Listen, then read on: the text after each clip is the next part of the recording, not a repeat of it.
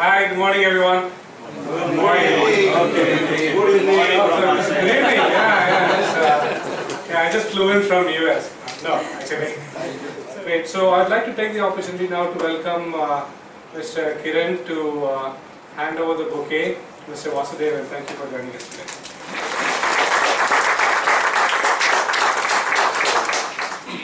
Good evening, my friends from Thai and guest and Vasu. We call him Vasu rather than Mr. Vasudevan, and I will request him to come here, and I'm standing in for Ravi Nigam, our charter member, who was to conduct this session with Vasu.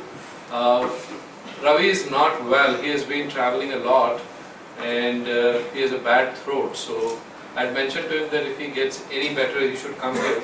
Ravi and I are huge beneficiaries of something that Vasu created more than 15 years back, and I've got my wife Rajni here.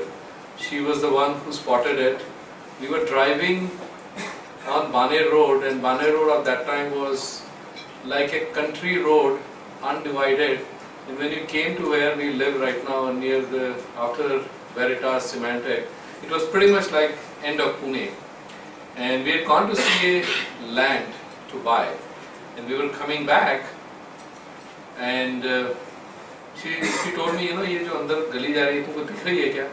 I said, yes, Anjali ने यहाँ book किया है. And so I took a right turn, and it was, you know, bit of all rubble and everything, and there was a model house there. So we went inside and looked at the house, and I told Rajni, अगर एक हाथ होगा तो अपन खरीद लेते. That's how our journey began. So I will not go beyond this, but his journey has been incredible. I will share one more instance before I go there. So, cut the story short, they cut the deal, I was just the check signing. He invited us for dinner, and first time we met at Vasu's home in Koregaon Park, and he made an interesting remark which I still remember, and I share it with many people. He said, Kiran, when you go into a gathering and somebody asks, what do? You don't have to say that you're CEO of a software company. I'm a software engineer, and there is an instant respect for you. When I go in there and say, what do? I'm a builder.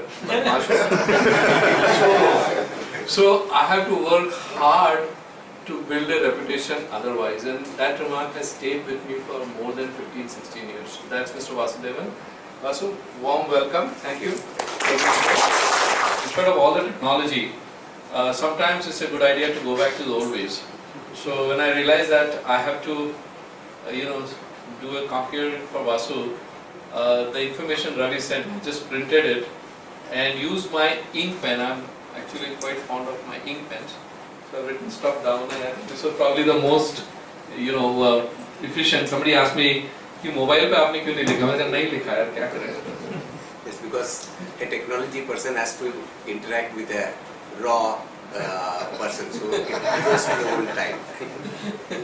So what we will do is, we'll probably have a conversation with Vasu, going through his journey, and then we will sort of leave it open for, questions. But if you have an urge to ask a supplementary question or get into, please join me in conversing with Vasu. So Vasu, I understand that you are a COEP alumnus, right? Yes. Okay, so he's one of us from here in Pune. And I think the engineering that you did, you continue to be a very smart engineer even today. I think I would say yes. What were you fond of when you were studying? Yeah, typically when we started off coming into engineering those days, today slightly, there's a great difference.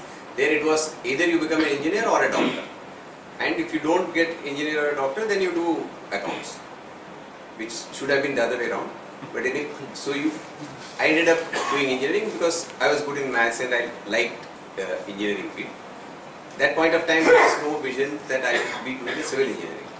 After I joined engineering, I took a liking to civil engineering in the first year.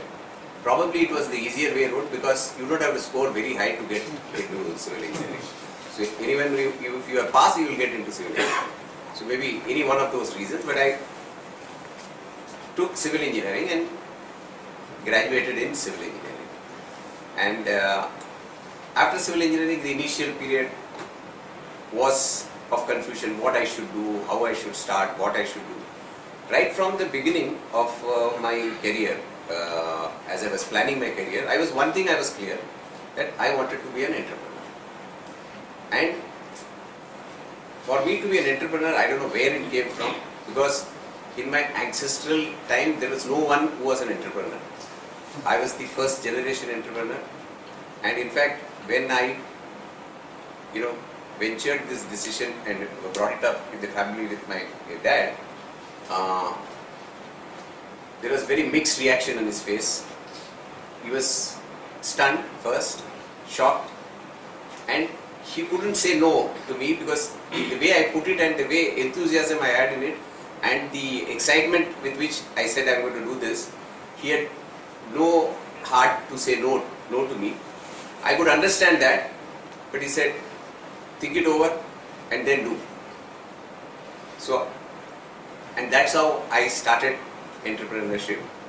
And this was within 5 years of work experience, 7 years of work experience after I graduated. And some of the reasons of why we went into building construction and things like that was, one of the main reasons I will tell you is, I've shared with some people, it's mainly because when I was doing the job and when I was going in to buy apartments, I was ashamed at the product, one.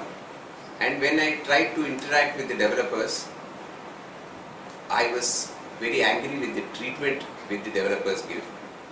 And I was not able to take the behavior or the whole attitude towards the client. And I said, this is something which needs to change. And those were the days when a client is happy to get a key.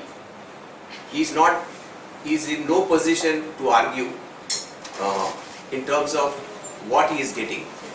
He has to take what is offered to him after paying the full value.